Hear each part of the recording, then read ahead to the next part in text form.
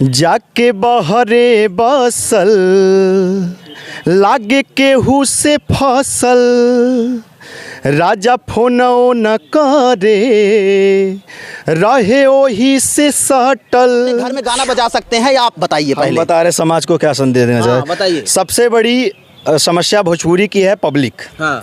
जिस दिन पब्लिक अगर चाह जाएगी कि भोजपुरी में अश्लीलता खत्म हो, उसी दिन आप न बंद कर सकते हैं अश्लीलता, न कोई सिंगर। अगर पब्लिक सुनना बंद कर दे तो अश्लीलता खत्म हो जाएगी अचानक। नाली में लसार देला, चोलिया के फार देला, खा के पगला भांग के गोलिया जी, कि हमारा के बुझेला का पगली जी।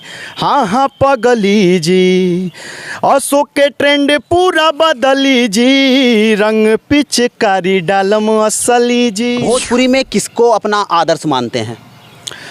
भोजपुरी में हम अपना आदर्श पवन सिंह को। एक गाना हो जाए पवन सिंह का, हो सकता है कि वो भी इंटरव्यू को देखें।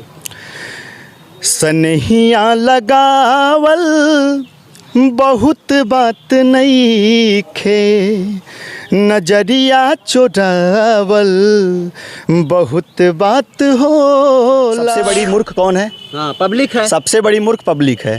अगर पब्लिक चाहेगी अश्लीलता बंद हो, पब्लिक चाहेगी जातिवाद बंद हो, तभी बंद हो सकता है। तो इसमें जहाँ पे विवाद स्टार्ट है वहाँ पे वो साथ में दारू पीते हैं, बैठते हैं, मजे लेते हैं, और पब्लिक झगड़ा करती है। दारू भी पीते हैं। देखिए बड़ा खुलासा विवेक पांडे का।